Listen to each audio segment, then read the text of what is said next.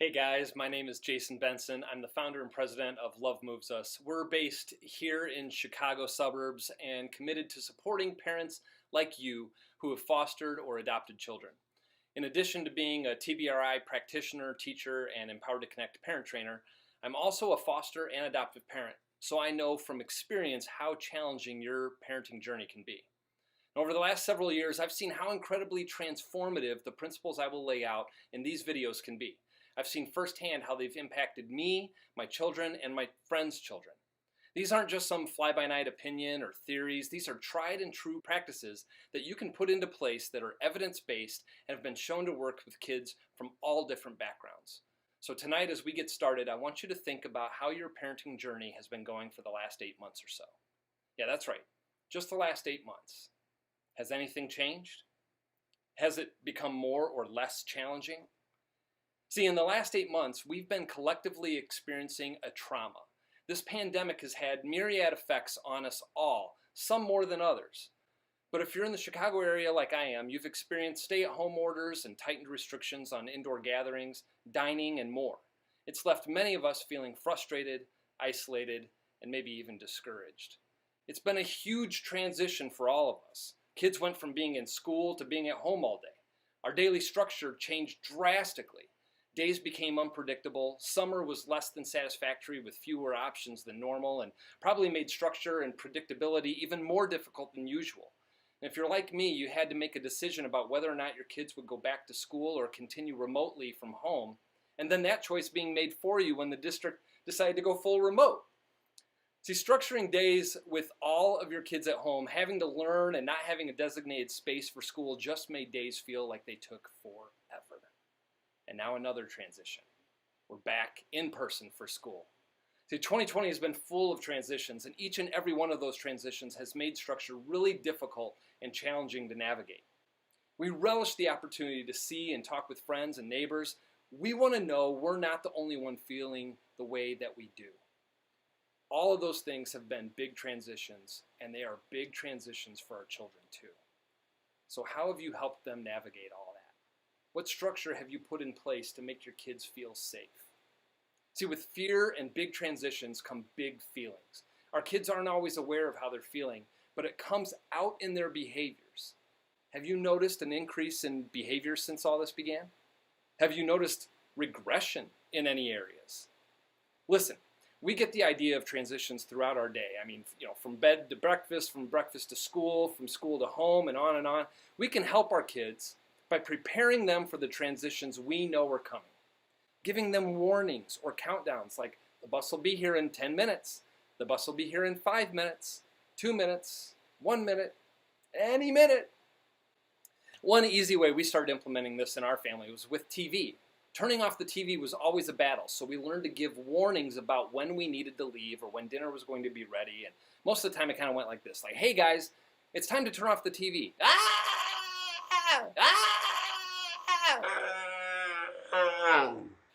But when I say, hey guys, dinner's going to be ready in 10 minutes, but I'm still watching my show.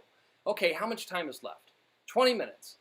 Okay, well, I'm going to have to say no this time, but maybe you can watch it after dinner? Is that okay? Or there's only 10 minutes left. Okay, finish watching this episode, and then it's time to turn it off, okay? We also need to prepare them for upcoming life transitions that we know about, and talking about the transitions that have happened that were unexpected. Things like going back to full remote learning, wearing masks all day at school, wearing masks everywhere we go, or asking if they have a mask before it's time to leave. Now, you might feel like a lot of that is behind you. If your child has gone back to school, you're relishing the break and structure it naturally provides. But if your child is at home all day or hasn't gone back to school, you're still in it. Structure is necessary, but it can be difficult to maintain. And there are still transitions every day, and there are going to be more transitions coming in the weeks and months ahead. The important thing right now is to give yourself some grace. It's been a hard year. You're doing the best you can, and in some cases, you might just be trying to survive. You feel like you've been going through it in a big way, and I want you to know that you're not alone. This has been a difficult year for me and my family. It's been difficult for LoveMoves.Us as an organization. We went from having a pretty consistent program to not being able to meet in our normal family gatherings that we have in homes because of COVID-19. We've had to transition into new programming. Each month, we've been figuring out new ways to meet the needs of families like yours by still providing community, encouragement, support when we can't meet together in ways we used to. For my family, the transitions of remote learning and staying at home have been hard. Summer didn't seem as much fun as it usually does, and letting our kids know what to expect or helping to structure their days was hard. Add to that, we brought a 12-year-old into our home in July. That's a big transition for us and for him. We've had to talk about this a lot with our 13-year-old. This transition has affected him the most, and it's still an adjustment, months later. We're constantly asking how he's feeling, how's it going, how are you guys getting along? And then there's a need to constantly remind him why we're doing this and why it's hard and why it's important. Listen, I'm just like you. I'm doing the best I can, and I don't always get it right. So it's important to acknowledge to your children when you mess up and to apologize. Let them know what you're feeling. Model for them what you want to see in them. And now that you know what to do to help ease transitions, begin preparing them for the transitions ahead. Prepare them for what it might be like and what they can do to be ready. Talk about those transitions that have already happened.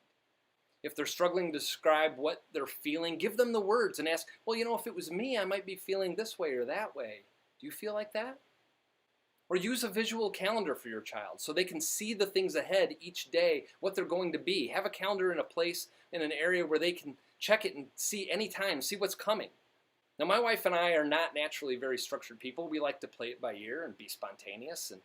But not long ago, my wife and I were leaving for a long weekend.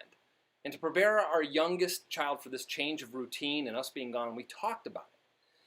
My wife made her this visual calendar. We counted down the days, and she used images in the days to represent the different transitions of things she'd do or who she'd be with.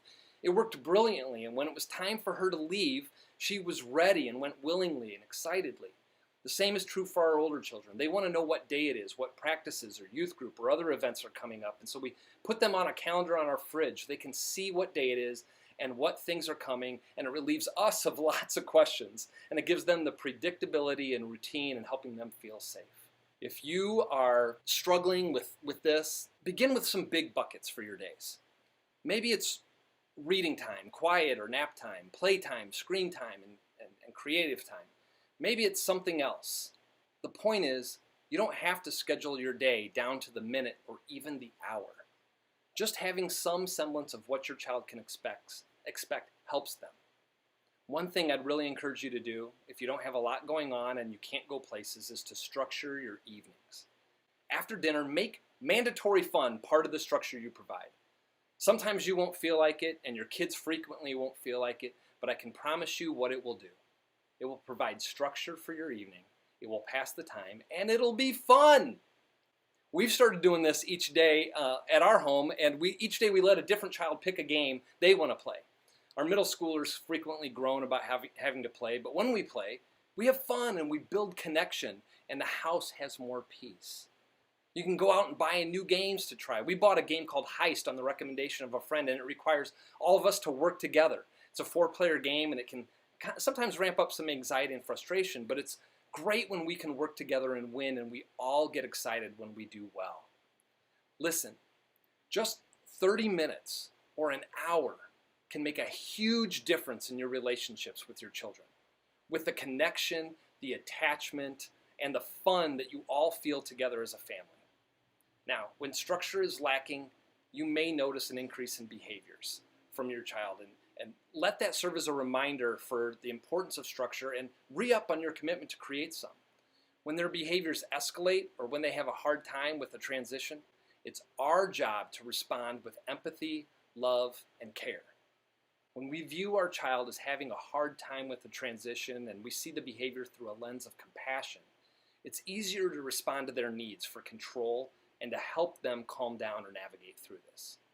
When my kid is having a meltdown, and let's be clear, our kids can have a difficult time without having a meltdown. Sometimes it can look like aggression or being nasty to others. But it's my job to keep calm and empathize. I know it's hard to turn off your show. I hate turning off my show too. Or, I know, baby, it sounds like you're really upset. Can you take a few deep breaths with me? Or, you want to go for a walk? It's not easy. It's hard work. but it's worth it. And you guys got this. You got this. Just do your best and forgive yourself when you get it wrong. If you can get it right only 30% of the time, you're doing pretty well.